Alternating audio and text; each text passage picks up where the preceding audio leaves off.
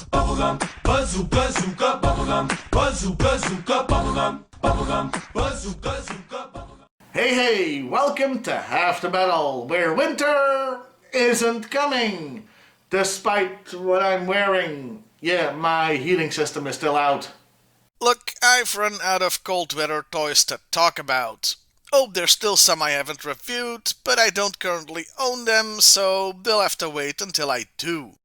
Instead, for December, I've decided we're gonna revisit some old friends. G.I.Joe characters that I've already reviewed, but who have gotten new toys since then that deserve to be looked at. This also gives me a chance to take it easy for a bit. As it's been a long but fun year. And we're starting with everybody's favorite goofball, Bazooka. I first reviewed the character like a decade ago, and now it's time to look at his classified figure. I'm also doing classified toys because I did one as a Saturday shorty, and people said they would prefer those to be full episodes, so here we are. Now, like with all my reviews of classified figures, there's something to keep in mind.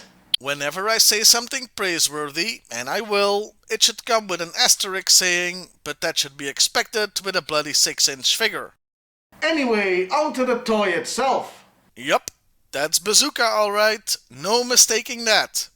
Okay, yes, that's obvious, but what I mean is they did a really good job with the likeness. It looks like the original figure. Well, except for one thing.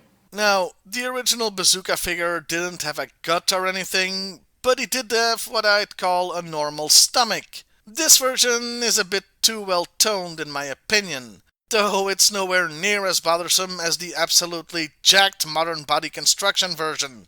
Detailing is impressive, especially on the head sculpt. It looks really good, as do the muscles on the arms. I'm also impressed by the look of the fabric on the pants. They look very real. So do the boots. I can't say the same about the shirt. It looks like a piece of plastic, especially on the back. Yes, I know the thing is made out of plastic. But all the other parts do a good job of making you forget that fact, or at least help your suspension of disbelief.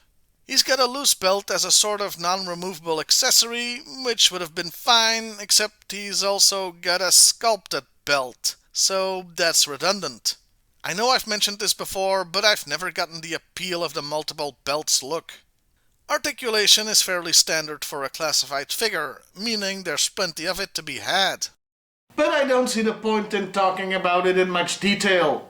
I will say that the mid-torso bend and swivel makes it quite difficult for the upper and lower halves of the number 14 to line up properly and keep it that way. People with OCD might want to stay away from this figure. I'll also mention that the elbow and knee joints are very stiff, at least on my version. Now, let's talk about the accessories. He's got his helmet, complete with loose strap, which fits the character. Being a guy called Bazooka, he does come with a rocket launcher, though technically not a bazooka since those things aren't used anymore. It looks nice and has a detachable exhaust extra. Lastly, he's got a nice reimagined from the original backpack with actual detachable missiles. Multi-purpose ones judging from the detailing, including a nuclear option?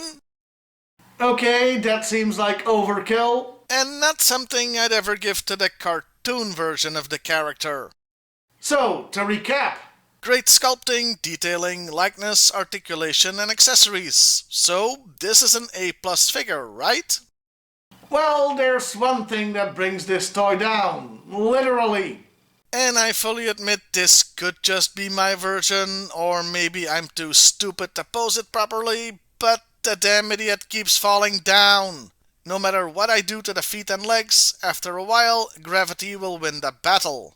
I picked this up at a Comic-Con in October, along with a bunch of other toys. Go check out my video on that. Now, what I like to do after getting new toys is keep them on the coffee table for a while before I put them on shelves. Just so I can look at them, fiddle with them, and find out if they have any balance issues, because one falling figure can domino an entire shelf. Now, I had expected this squeeze figure to give me problems for obvious reasons, but nope, he's been steady as a rock despite the arms. Bazooka though? Almost every day I'd find him face down like he's been drinking all night, to the point where putting him on a shelf meant putting him at the very back so he could rest his back against the wall to avoid disaster. So, is it just my toy? Bazooka owners, please comment below and tell me if yours is a secret alcoholic too. Doing photography for this episode sure has been fun, let me tell ya.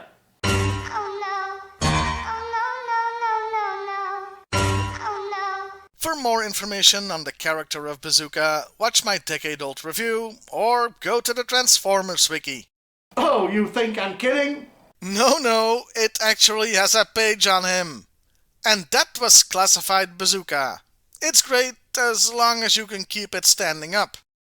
That's what she said. Well, I'll see you next time, everybody, and hey, why not like, share, and subscribe if that's your thing. Bubblegum, bazooka, bazooka, bubblegum, bazooka, bazooka, bubblegum, bubblegum, bazooka.